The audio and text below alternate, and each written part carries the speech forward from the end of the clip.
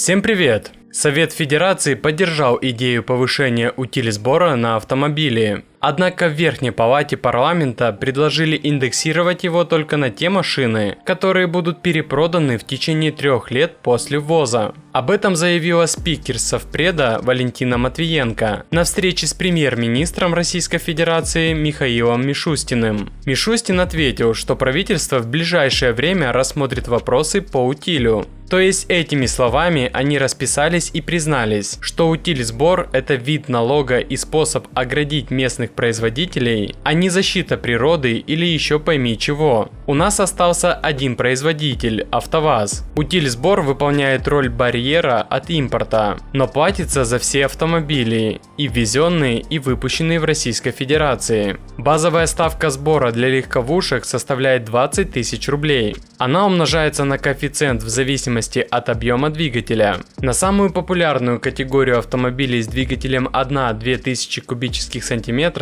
при ввозе юрлицами ставка утилизбора составляет 178 400 рублей. Действующим в России автопроизводителям расходы на утилизбор компенсируют из госбюджета частично или полностью, в зависимости от степени локализации. Дилеры указывают, что в итоге за рост утилизбора заплатит конечный потребитель. Они также недоумевают, почему утилизбор повышается для юрлиц, которые возят машины в рамках параллельного импорта, и видят риски ухода рынка в серую зону. Последние недели автомобили и так ощутимо дорожают из-за ослабления курса рубля. Вице-президент Российской ассоциации автодилеров Вячеслав Жигалов заметил, что в инициативе Матвиенко неясна суть. Идет ли речь лишь о перепродаже автомобиля его пользователям, или же инициатива коснется и дилеров-импортеров?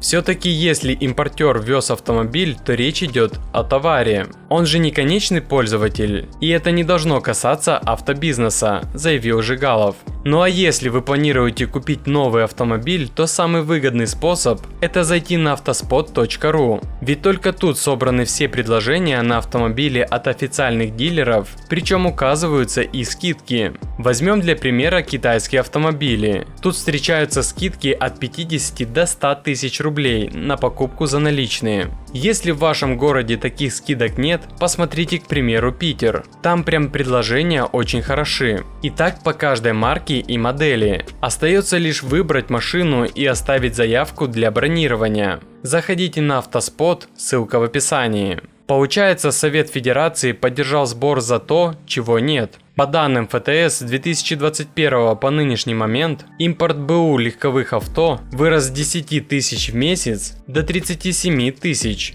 Россияне немного подумали и сделали свой выбор. Вполне разумный, надо сказать. Курс рубля и так уже дно пробил. Какие вам там еще барьеры нужны? Как росли цены на авто, так и будут расти, несмотря на разные факторы. Подчиненный перед лицом начальствующим должен иметь вид лихой и придурковатый, дабы разумением своим не смущать начальство. Указ Петра I датирован 9 декабря 1709 года. А как считаете вы, санкции нам только на пользу и население будет терпеть любое повышение? Пишите в комментариях.